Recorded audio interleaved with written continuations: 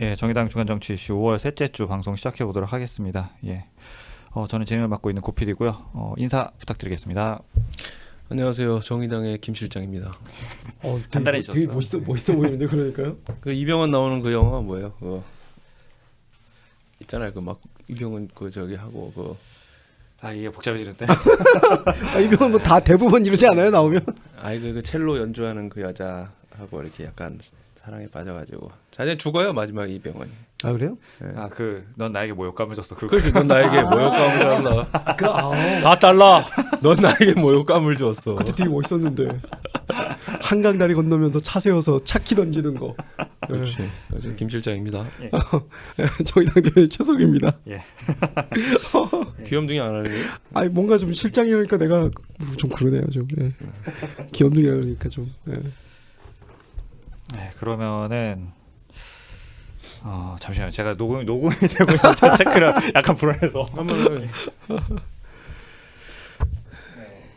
되고 있어요? 런타임 돌아가고 있습니다.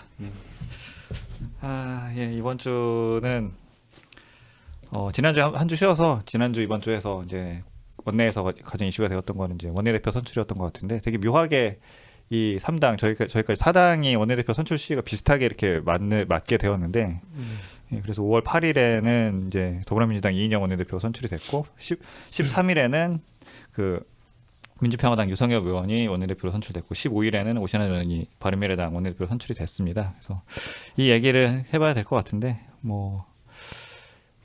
한 명씩 나눠서 해보도록 하겠습니다. 그래서 첫 번째로 이제 더불어민주당 이인영 원내대표에 대해서 얘기를 해보도록 하겠습니다. 이제 기본적인 거는 뭐 검색을 해보시면 다 아는 거지만은 일단은 제가 조금 말씀드리자면은 이제 64년생이고요. 54세. 충주 출신이고 고려대학교 총학생회장 출신이고 이제 가장 좀 유명한 게 이제 전대협 일기 의장이다. 이게 사실은 이력 중에서는 제일 좀 눈에 띄는 이력이고 이제 그래서 구로구 갑에서 3선 17대, 19대, 20대 3선 의원이시고요. 예. 그리고 5월 8일 날 이제 당선이 됐습니다. 원내대표로. 그래서 평가들을 어떻게 하시는지 또 전망을 어떻게 하시는지 좀 얘기를 들어보도록 하겠습니다. 말씀 좀 해주시죠. 최 대변인이 보시기엔 인상이 어때요? 제가 그렇게 좋아하는 인상은 아니에요. 이런 식으로 대변인이 공식적으로 좋은 인상 아니다. 예, 뭐 제 개인적으로는요. 예. 그 처음에는 그 이제 경쟁자들이 좀 있었는데 그 중에 특히 김태년 의원이라고 그 민주당 정책위의장을 했던 분이 있거든요. 근데 이제 그 사람이 꽤 가능성이 있다라고 얘기하다가 막상 의원들 성향을 딱 이렇게 투표를 딱 까놓고 보니까 상당히 표차가 많이 나게 이인영 의원이 됐는데 그래서 해석이 분분하더라고요. 386은 역시 팔이 안으로 굽는구나. 역시 의장님은 의장님이구나. 이렇게 해석을 하는데 개인적으로는 이게 이인영 원내대표뿐만 아니라 그 좀 아쉬움이 386 전체에 대한 좀 아쉬움은 이 사람들이 인양반들이 정치를 오래 했는데 뭘 하고자 하는지. 그러니까 특히 요즘 같이 그 굉장히 상황이 복잡하고 시대가 복잡한 거죠. 출산율과 청년 인구는 계속 쭉쭉 떨어지고 성장 동력은 잘 보이지 않고 그렇다고 무슨 개혁을 하자고 했는데 개혁을 하려고 하니 그 어떤 이렇게 개혁 동력이나 이렇게 눈치를 보지 않을 수가 없고 이런 상황들 그 촛불을 거쳤음에도 불구하고 그러면 이런 상황에서 이제 좀 386이나 이런 사람들이 자기 의지를 갖고 뭘 하고 싶어 하는 게 있어야 돼요. 근데 이제 그 하고 싶어 하는 게 뭔가를 솔직히 말하면은 잘 그 386으로 대변되는 그 정치 집단이 잘 못 잡는 것 같고 이인영 의원도 거기서 제가 볼 땐 크게 벗어나 있지는 않았던 것 같아요. 그래서 제가 기자들하고 이제 저는 식사를 하면서 내가 그런 얘기를 방금 했던 얘기를 했더니 그렇지 않아도 그걸 꽤 궁금해하는 기자들이 많아서 뭘 하고 싶냐고 이렇게 물어보고 왜 해야 되는지 물어봤더니 그런 얘기를 했다는 거예요.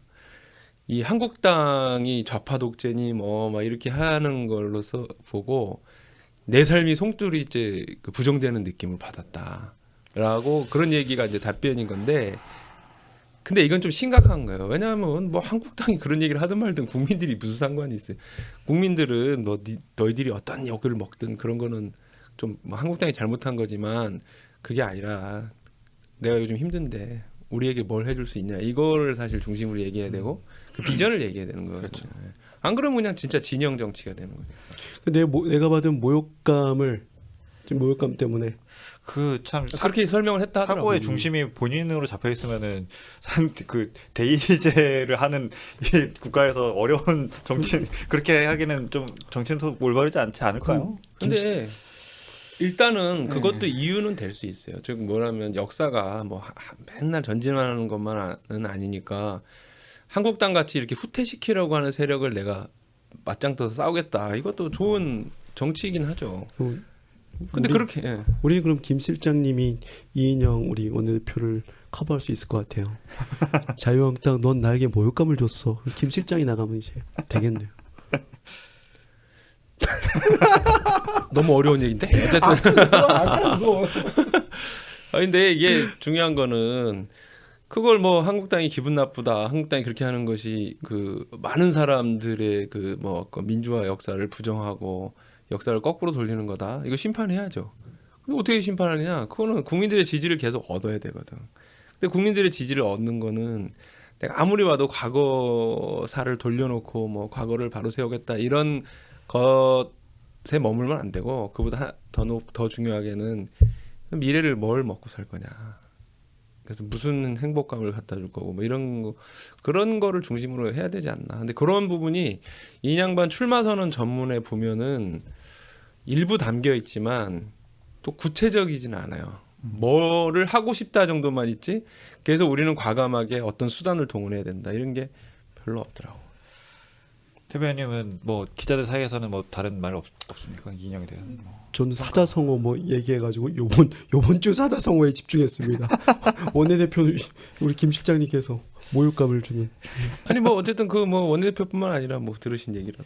뭐 특별하게 뭐 기자들은 뭐 우리 원내대표에 관심 어쨌건 출입하는 기자들은 우리 당의 원내대표는 어떤 분이 되실 것이냐 이런 거에 좀 관심이 많으시더라고요. 저는 이 이인영 그 원내대표에 관련돼 갖고 2010몇 년인가 인터뷰 기사를 했는데 그때 이제 뭐 지금이랑 사실 상황이 좀 다르긴 하니까 이런 질문이 나왔을 텐데, 그러니까 그 변화하지 않는 것에 대한 질문이 있었다고 하더라고요. 근데 그런 거에 대해서 답변이 내가 옳다고 생각하는 것에 대해서 바꿀 생각은 없다.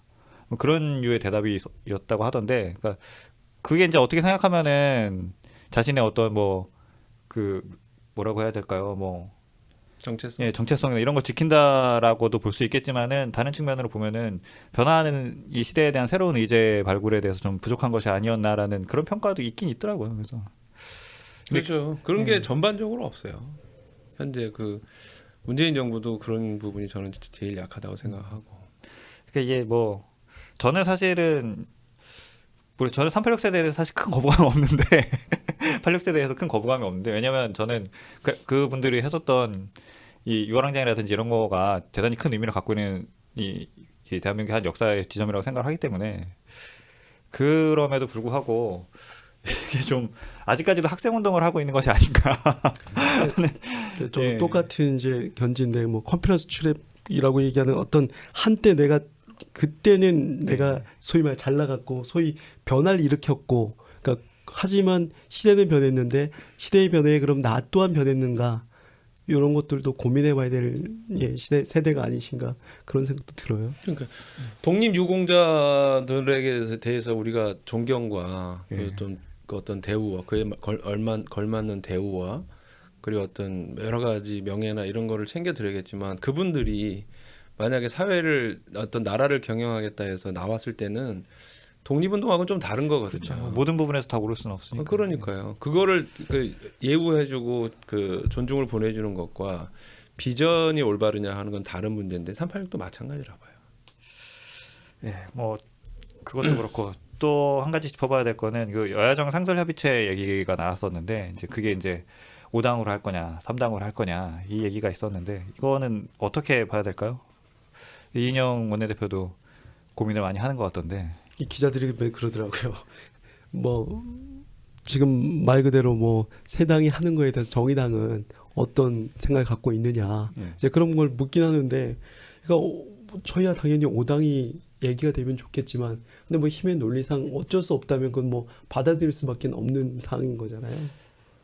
근데 이제 저는 그게 원래 이 여야정 정책협의체라고 하는 게 문재인 대통령이 그 당선된 2017년 5월달 예. 그 첫 번째 5월 17일인가 그 이제 청와대에서 5당 원내대표 우리 그 당시 노회찬 원내대표까지 포함된 5당 원내대표를 초대해가지고 국회하고 청와대 정부가 이렇게 좀 긴밀하게 협조하면서 함께 할 수 있는 거 했으면 좋겠다 하면서 그때 제안이 이제 된 거고 또 이제 한 그 몇 개월 후에 다시 그 5당이 이제 정리적으로 이제 하자 그러면 제대로 되진 않았었거든요. 한 번 모이고 말고 막 이랬었으니까.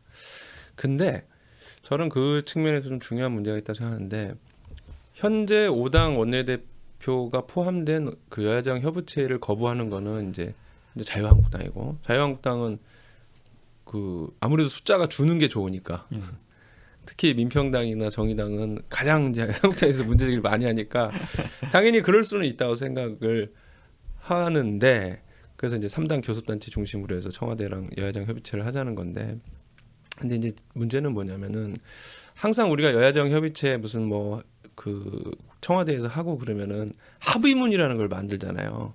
그럼 그때 합의문을 만들 때 늘 그래왔는데 정의당은 이것에 동의하지 않는다가 단서 조건으로 들어가 있었어요. 특히 그 노동 문제랑 그 규제 개혁 문제 관련 이 두 가지 의제에 있어서는 규제를 뭐 마구잡이로 푸는 문제가 있고 또 하나는 이제 저거 탄력 근로제 확대라든가 아니면 그 저기 저 뭐 최저임금 문제나 이런 뭐 몇 가지 있잖아요. 이런 거에 있어서 정의당은 동의하지 않는다를 이 명시해서 하든가 아니면 구두로라도 그걸 브리핑을 하거나 이렇게 해왔어요. 근데 그 얘기를 다시 얘기하자면 뭐냐면 정의당만 없으면 다 합의되는 내용이라는 거예요. 그러니까는 어찌 보면은 그러면 도대체 이 3당의 차이가 뭔가 여야정 협의체에서 이렇게 뭐 나오는 것 중에서 그 차이가 굉장히 희미해져 가고 그러다 보니까 견제할 세력이 만약 우리 같은 사람이 없으면은 그거는 계속 그런 대로 그런 식으로 합의를 해 가면서 차이는 과거에 대한 평가, 과거 사건들에 대한 평가로만 날 가능성이 있다는 거죠. 참 그게 과연 바람직한가. 그러면서 이제 여야정 협치하는 건 국정 전반에서 모든 세력이 참가해서 자기 의견을 내는 건데 우리 같은 당이 참가 안 하면은 진짜 맨날 그런 식의 합의만 있는 거예요. 협의체의 의미 자체가 사라지게 되겠군요. 잘못하면 정신적으로 통일된 집단이 나올 수 있는 거예요. 프로토스? 그러니까 과거는 다르게 출발했는데 미래는 이제 공유하는 집단이 탄생하면 이게 도대체 뭘로 가자는 거냐 이런 게 있는 좋은 지적이네요. 작년에도 8월 16일 날 똑같이 규제 관련돼서 저희 그렇게 단서 조항을 달았거든요. 네. 정의당은 반대한다고. 그렇죠. 그러니 네. 이런 이유가 있다는 걸 늘 알려줘야 되는 거 아니에요. 네, 네. 만약에 여야정 협의체라고 하는 아주 여야정이면 다 들어가는 건데 그러게요. 사법부 빼고 다 들어가는 건데 거기서 이런 걸 합의했다고 보는데 거기에 뭐 탄력근로 확대라든가 뭐 이런 거 딱 돼 있으면은 그러니까 이게 이름에서 주는 그 의미 때문에 그 3당인데 여야정 상설협의체에서 합의를 했다 이렇게 하면은 뭐 다 동의한 느낌이잖아요. 그러니까 이게 얼렁뚱땅 막 이렇게 되는 거는 좀 아닌 것 같고 그게 물론 한국당이 요구해서 그것을 이제 전국을 풀기 위해서 그런다고 하지만은 제가 볼 땐 그런다고 해서 전국에 풀리지도 않아요. 그런 거를 좀 잘 못 버티는 것 같아. 어쨌든 뭐 우린 버텨야죠. 우린 막 욕하고 우리보다 앞서서 욕한 사람이 이번에 새로 원내대표 되신 그 평화당의 유성엽 의원. 우리를 빼고 한다고? 정의당 평화당 빼봐. 그 이인영 원내대표랑 뭐 정의당과는 뭐 특별히 어떤 뭐 관계가 좋고 나쁘고 이런 건 있나요?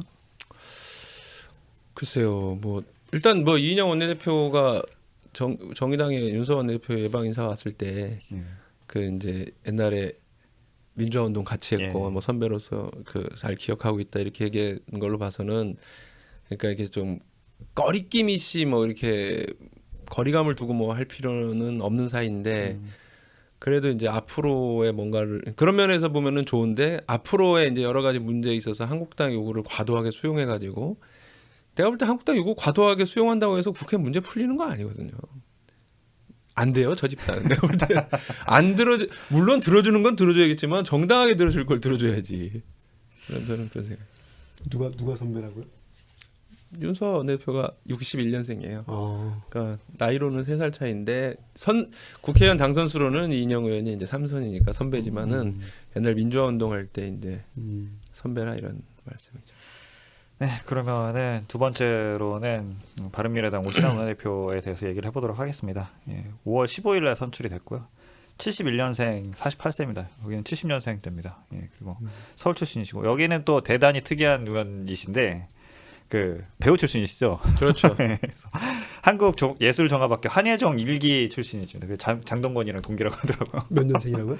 그 71년생. 71년생. 예. 71년 2월이니까 사실은 이제 학교는 하나 더 70년생들하고 같이 다니까. 그러니까 원래 그 당국대 출신인가 뭐 그런 걸로 알고 있는데 그 다니다가 이제 연기의 뜻이 있어갖고 한예종으로 들어간 걸로 알고 있는데 그래서 2000년대 중반까지도 실제로 연기자였고 연기를 했었고 그러다가 이제 2006년에 동시지방선거에서 서울시의원으로 당선이 되면서 이제 정계로 입문을 하시게 된 거고 그리고 이제 그러다가 이제 관악구청장에서 떨어지고 그 다음에 2015년에 보궐선거로 이제 새누리당 의원으로 관악을이었나요? 거기서 이제 당선이 되면서 관악에서 사실 그 새누리당 계열이 당선된 적이 별로 없는데 그것도 뚫어갖고 됐어요. 그래서 그때 정동영 의원이 또 나와주셨죠. 그러니까 이게 뭐 제가 먼저 한 말씀 드리자면 참 선거운이 좋은 사람이다 이 사람은. 그런 면도 있고. 뭐 어떻게들 보십니까? 어떠세요 인상이? 인상은 전 잘생긴 사람 잘생긴 싫어해요. 사람이긴 아주 잘생긴 하죠. 사람 싫어해요. 본인도 막 싫어하고. 아니요, 전 잘생기지 않았어요. 그 오신환 의원에 대해서 평가는 그 전반적으로 좀 좋은 편이에요. 전임 노회찬 원내대표도 이제 사석에서 같은 법사위 소속이거든요.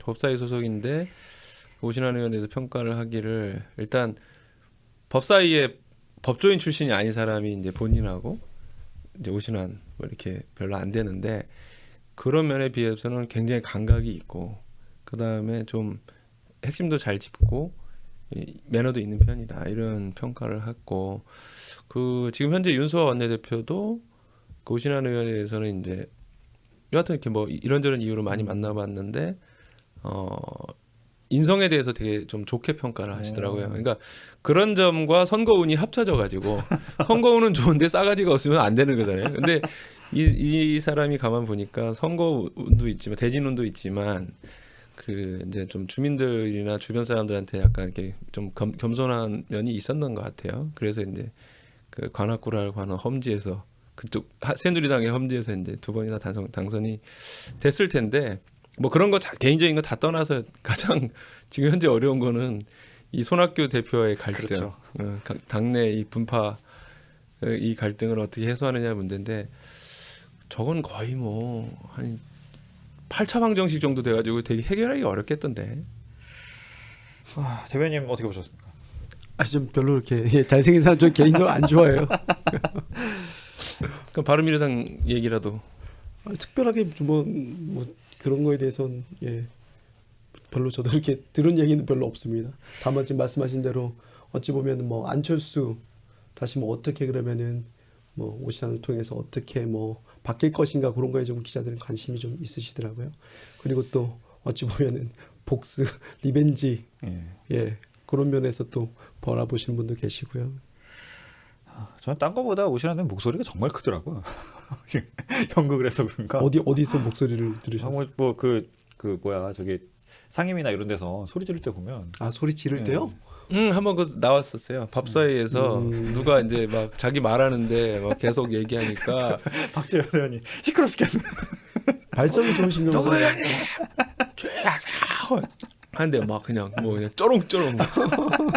그때는 정말 열받은 것 같더라고요. 발성이 좋으신가 보네. 그리고 바른미래당은 지금 제가 뭐 보기에는 그 뭐 겉에서만 보는 거지만은 이게 봉합이 안 될 것 같다는 생각이 들 정도거든요, 사실은. 지금 뭐 탄핵안 얘기도 나오고 대표 탄핵해야 된다 그런 얘기 나오는데 손학규 대표는 전혀 물러설 생각 없고 사무총장도 임명하겠다는 식이고. 아니 물러설 명분이 있으셔야 될 거 아니에요. 거기 당원 당규에 그 대표 탄핵이 어떻게 되는지 몰라도 아마 검토를 했겠죠. 손학규 대표 측에서도 뭐 물론 오늘도 이제 대판 싸우고 막 권은희 의원 소리 지르고 뭐 오신환 대표는 이거 사퇴해야 된다 하태경 의원은 이미 탄핵되었다 막 이렇게 하는데도 그냥 가만히 듣고 있다가 나중에 기자들 만나가지고 내가 왜 사퇴를 해? 그래서 거기 저걸 바꿨잖아요. 최고위원 지명직. 네. 원래 권은희 정책위의장을 최이배 의원으로 바꾼다고 그랬고 그 사무총장을 임재훈 의원으로 바꾼다고 그랬죠. 그러니까 이제 그런 걸로 보면은 이제 그 전면전은 뭐 불가한 거고 그러니까 피할 수가 없는 거고.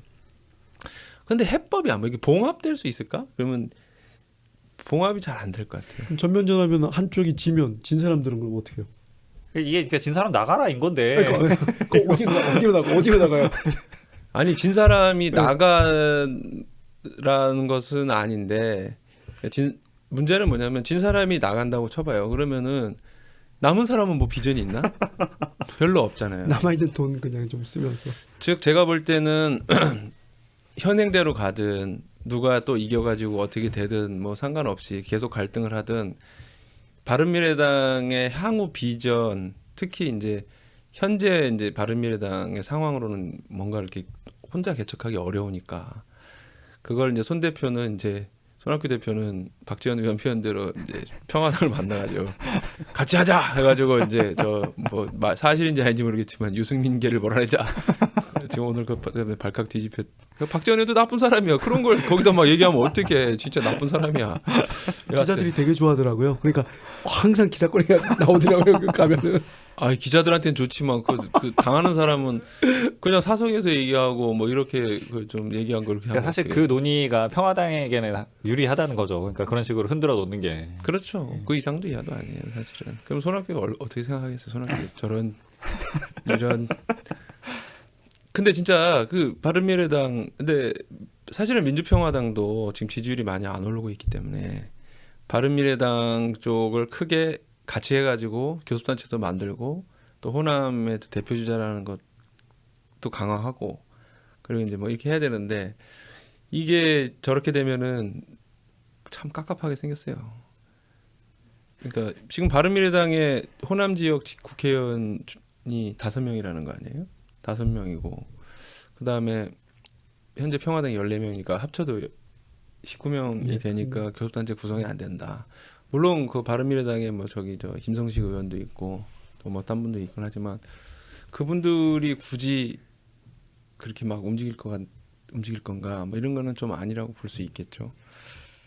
그러면 호남계가 그렇게 합치지는 어떤 합쳐봐야 이렇게 시너지가 안 나는 그런 굉장히 어려운 상황에 있고 그러면은 뭐 오신환, 하태경 이런 분들로 대표되는 구한국당 계열이나 유승민 계열이라고 그런 분들이나 또 안철수계라고 불리는 분들이 선택할 선택지는 그냥 자기들이 패권을 잡고 우리는 뭐 죽을지언정 그냥 이 상태로 돌파한다. 이게 1번, 그 총선까지 간다. 이게 1번.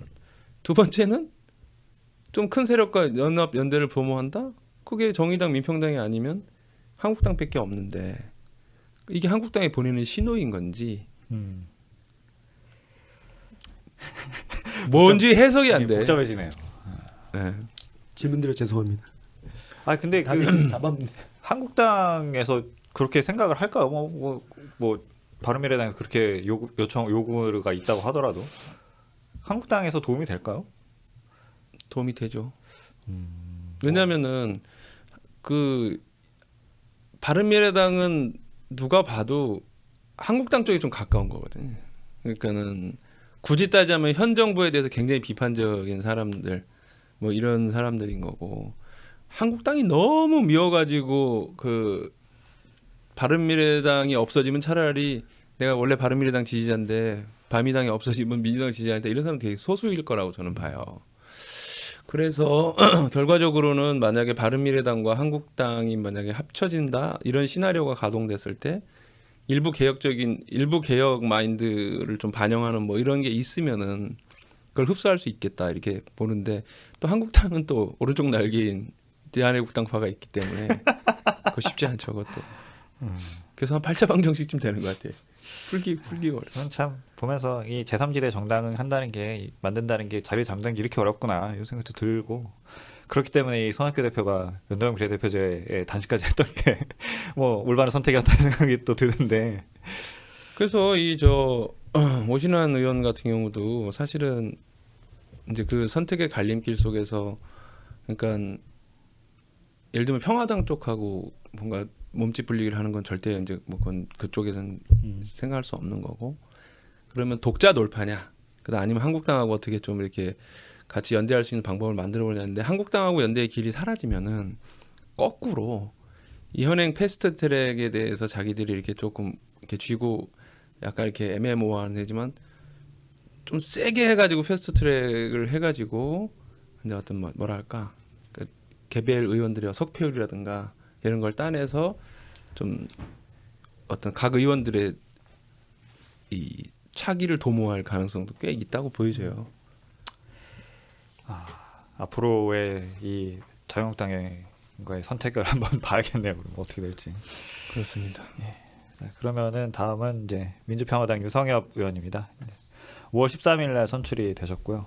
여긴 60년생입니다. 59세 정읍 출신이고요.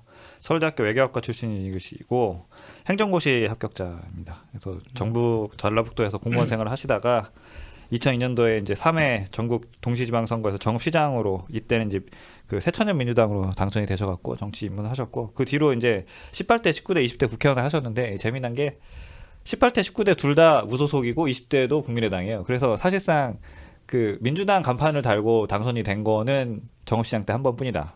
근데 그 18대 때는 민주당 공천 신청을 했는데 컷오프를 당해 공천 받아지지도 않았다고 하더라고요. 컷오프를 당했는데 당선이 된 거예요. 그러니까 이 컷오프도 좀 문제가 있었던 게 아닌가 싶긴 한데 그리고서 이제 민주당에 복당을 하려고 했는데 이제 거기서는 안 받아줬고 이제 컷오프가 되는 나왔으니까.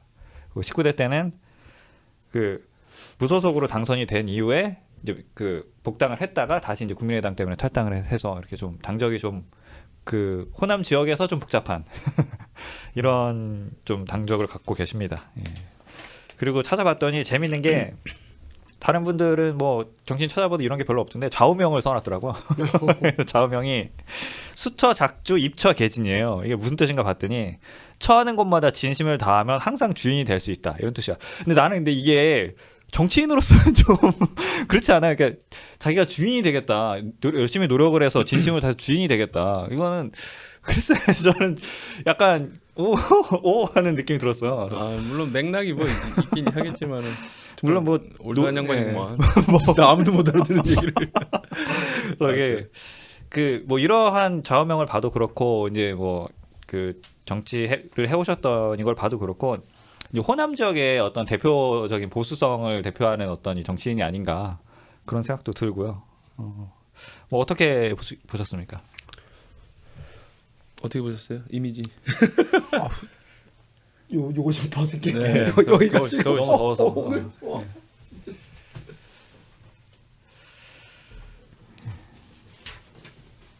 이 참 안 쓰는 이 좌우명인 것 같은데 수처 작주 입처 개진. 어떤 이렇게 고사성어 이쪽에 예. 관심이 많으시나 보네. 고사성어라기보다는 고전에. 예, 그 이분이 그래서 찾아보니까 그 역사 이런 거에도 관심이 좀 있으시더라고요. 근데 되게 안타까운 거는 그 유사 역사학자들 있잖아요. 그 환단고기 믿는 이쪽이랑이 약간 연관이 있으세요. 그래서 처음에 예, 그 우리나라가 무슨 옛날에 중국을 지배했다는 뭐 이런 아니 그게 어떤 의원 얘기할 때도 뭐 예. 그러니까 이쪽이 그 민족주의 성향이랑도 약간 이 접점이 있어갖고 좀 좋아하시는 분들이 있어요. 평양이 지금의 평양이 아니었다. 그런 거. 그 광저우가 광주다 이런 거.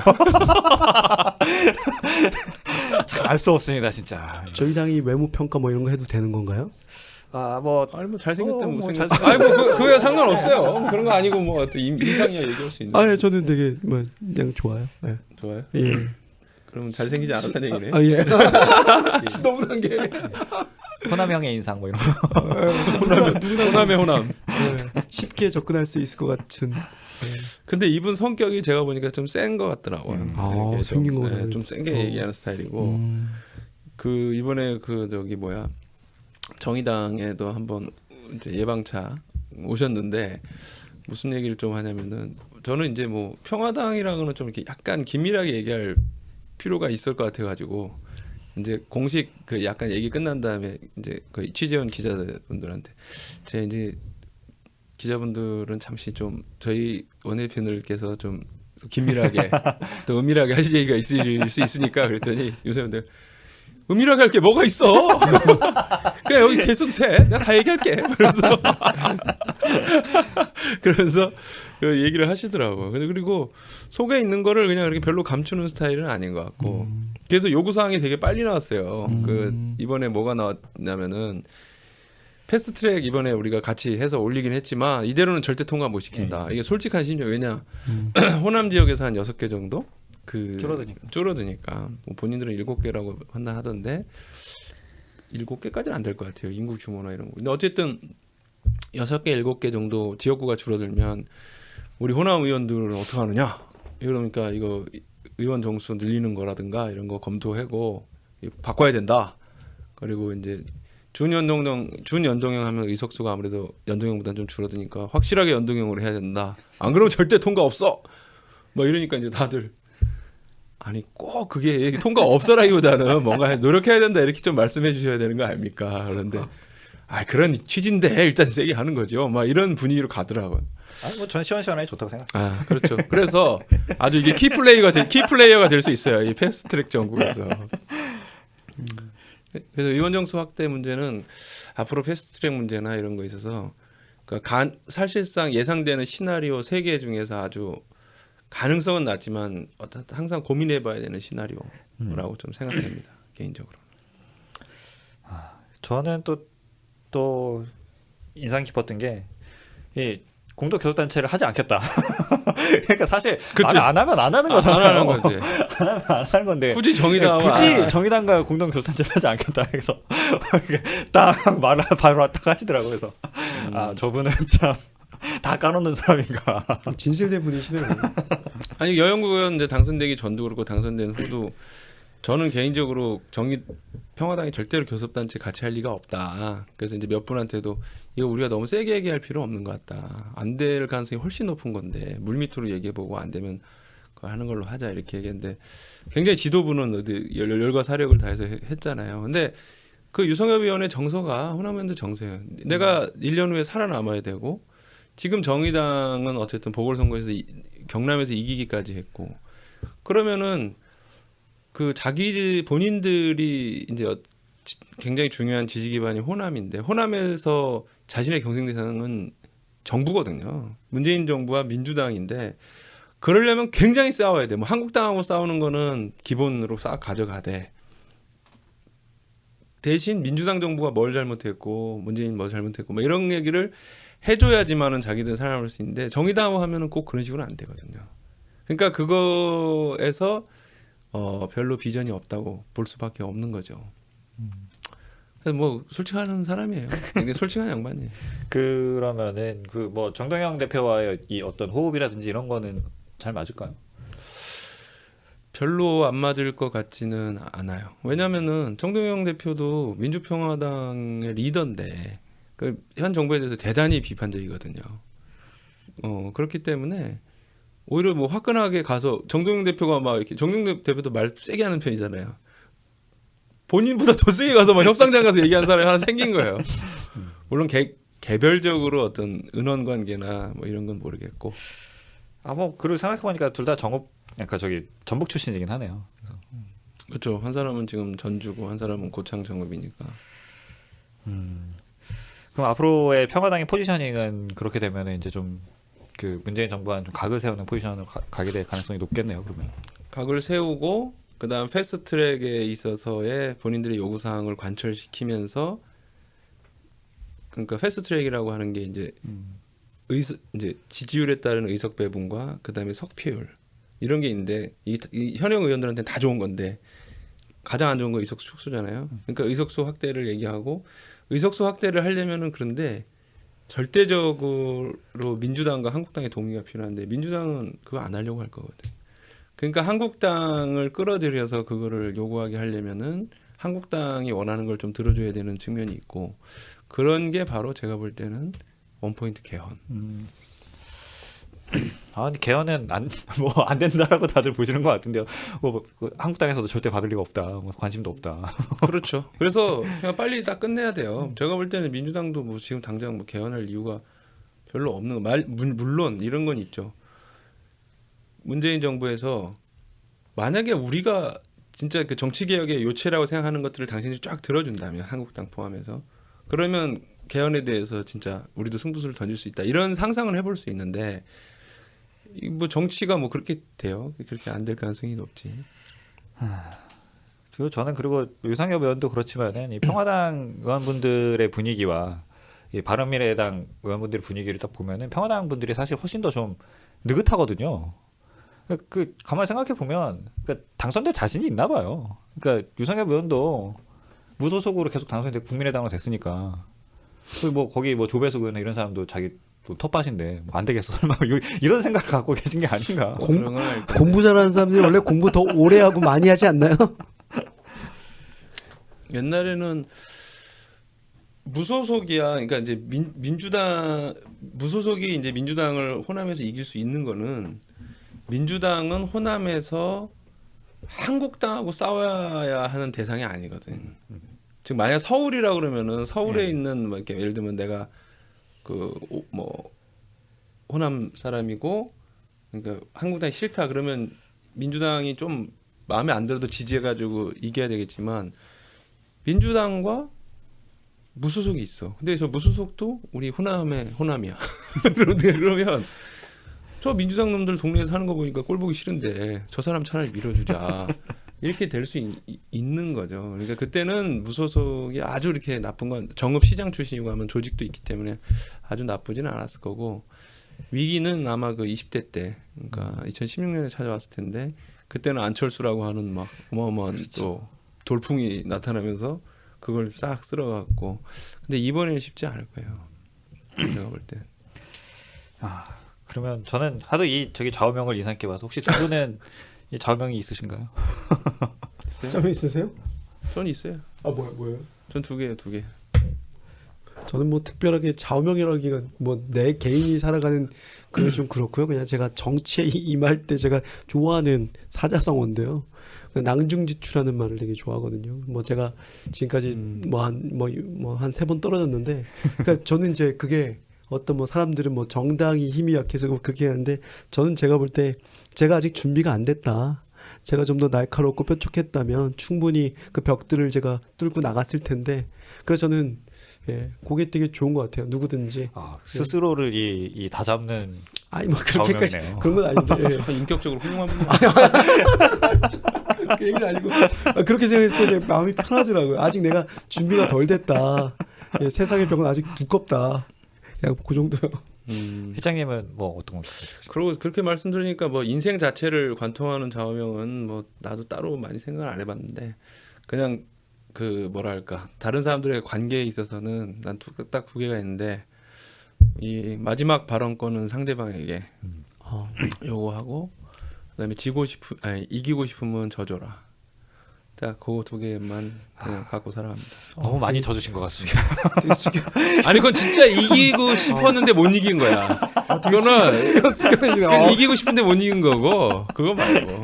이제는 좀 이기 시작했는데. 반성하겠습니다. 뭔가 아니 어떤 사람을 내 편으로 만들고 나에 대해서 내 진심을 알아주게 하고 싶으면은 그 두 가지 방법이 내가 써본 방법 중에서는 제일 대단한 효과적인 것 같아요. 뭐 이렇게 뭐 좌우명도 나왔겠다. 오늘 또 마지막 보너스 코너로 금주의 좌우명을 한번 뽑아보도록 하겠습니다. 금주의 사자성어. 사자성어. 아이고 금주의 사자성어를 뽑아보도록 하겠습니다. 앞으로 이거 이제 뭐 계속 가는 방향으로 한번 해서 반응 나쁘면 그냥 한 두어 번 하다 말고. 실장님부터 하실까요? 나는 원래 그 약간 그 먹구름이 몰려오고 결전의 순간이 다가오는 것 같아서 처음에 아마겟돈으로 우리 어저께 재밌는 걸로 그랬잖아요. 그러니까요. 네, 뭐 그런 거 이런지 얘기를 뭐 이런 것부터 했는데 아직은 아마겟돈은 안 다가오는 것 같고. 아마겟돈은 요즘은 엔딩 게임. 엔딩 게임? 엔드 게임? 엔드 게임. 예. 요즘은 그렇게 하더라고. 예. 저기 나오는. 그럼 어쨌든 결론적으로 좋은 거 아니에요, 그거는? 그렇죠. 예, 같은 의미인데. 근데 아마겟돈은 어떻게 될지 몰라. 이거는 뭐 내가 볼 때는 올해 11월쯤 되면은 아마겟돈이 펼쳐질지 이거는 이제 봐야 되는데 지금을 아마겟돈이라 부르면 안 될 것 같고 아직은 암중무색입니다. 남중모세. 네.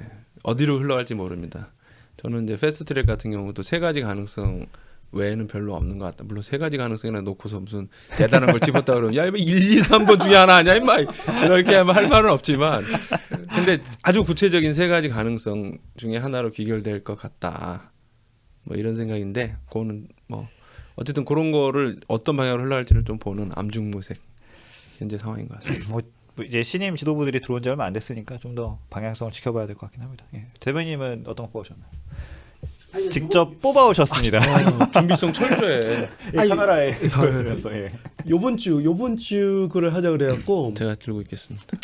이걸 왜 뽑았냐면 나도 보입니다 바닥에. 그런가요? 예. 요번 나도 주는 요번 주에 마지막 또 김연아 국회의원이 좀 많이 좀 대미를 장식했다고 생각돼서 김연아 의원님에게 바치는 말이에요. 그 박근혜 우리 최순실 게이트 사건 때 그때 분명히 그때 자유한국당에 대한 실망 이런 것 때문에 바른미래당 가신다고 그러고 하셨는데 못 갔죠 결론적으로는. 그러면서 남아 계셨는데 지금 황교안 대표에 대한 어떤 뭐 막말 때문에 비난하는 걸 듣고 어찌 보면 보위병처럼 나오셔서 말씀을 하셨는데 그 자유한국당에 남아 있으시면서 그래서 좀 닮아간 게 아닌가. 그래서 금묵자학으로 그냥 뽑아왔습니다.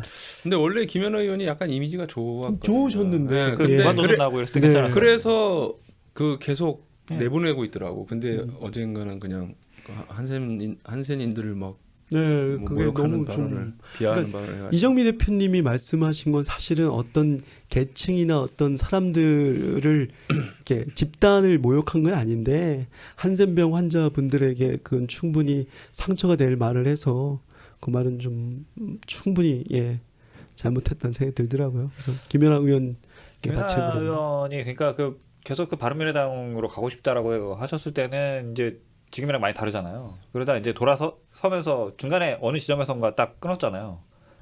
그리고 이제 내가 여기서 공천을 받아야 되는구나 생각을 하셨는지 그러신 것 같은지. 이게 오히려 점점 더 센 이 발언들을 하시더라고요. 예, 그런 것 같아요. 의도적인지 또 모르겠는데. 있잖아요. 또. 하나 또 있습니다. 네. 두 개를 뽑아주셨습니다. 준비성 철저한 정치인이요. 요번 주는 어찌 보면은 김연아와 전두환 이렇게 두 명의 인물인 것 같아서 이건 전두환에게 바치는 사자성어입니다. 원래 인면수심인데 과연 전두환이 사람의 얼굴을 갖고 있는가라는 생각도 들어서 중의적 의미죠. 전두환의 얼굴일 수도 있고 전두환의 모든 면이 사실은 수심이다. 야 이건 뭐 예. 방송에 나가야 되겠다 이거. 그래서 YTN 이런 데 나와서 전면 하셔야 되는 수심으로 예. 보내요 이거. 그래서 아니 이거 저기 대변인 브리핑할 때 예. 전두환 전 대통령에게 들려드리겠습니다. 전면 수시. 그럼 아무 말을 안 하고 들어오는 거야. 그냥. 괜찮은데요? 무슨 뜻이에요? 그래서 전두환의 얼굴이라는 뜻도 있고 전두환의 모든 면이 수심이다. 이렇게 두 개입니다. 근데 이 진짜 아닌 게 아니라 이 지금 밝혀지는 이 사실들을 보면 저는 솔직히 그래요. 예측을 못했던 건 아니야. 저는 그럴만한 놈이라고 생각을 했는데 그게 사실이라고 들으니까 와 이거 정말 그러니까. 진짜 너무 뭘 어떻게 말로 표현이 안 되는구나. 그러니까 요즘 이렇게 퍼즐이 맞춰지는 것 같은 게 하루하루가 다르더라고요. 용기를 내서 누군가가 증언을 하시니까 계속 이렇게 나오는 게 퍼즐이 맞춰지고. 직접 내려가서 발포 명령도 했다. 예, 그러니까. 야, 그리고 거기 뭐 사람 여기 시체들 태운 곳이다. 뭐 이런 거 나온 거 보고 헬기 사격 이런 거 나온 거 보니까 아이고 참. 그리고 그것도 있다면서요. 5.18 지나고 나서도 또 진압해야 된다고 그것도 되게 불안해했다는 기사도 있던데. 네, 결심했다. 필요하다고. 그래서 수심입니다. 수심. 전면 수심. 한번 하세요 이거. 좋네요. 감사합니다. 네. 다음 주에. 네. 어쨌든 오늘은 17일이고 내일이 18일입니다. 그렇습니다. 참 중요한 날짜이기 때문에 다들 잊지 말아야 할 일이니까 한 번씩 다시 또 물론 다 알고 계시겠지만은 차다들 보시고 이렇게 했으면 좋겠다. 나 오늘 결혼기념일이네. 큰일 날 뻔하셨네. 아이고 큰일 날 뻔했네요. 나 저녁에 약속 있는데. 이 케이크라도 꼭 보내시는 걸로. 큰일 나는데. 네. 그럼 어쨌든 이 저녁에 아무 일도 없기를 바라면서 오늘 방송은 이렇게 마치도록 우리 하겠습니다. 와이프도 까먹었어. 우리 와이프도 까먹을 없어. 예, 그러면은 뭐 방송 이렇게 마치도록 하고요. 예, 들어주셔서 감사합니다. 예. 네, 고맙습니다. 감사합니다.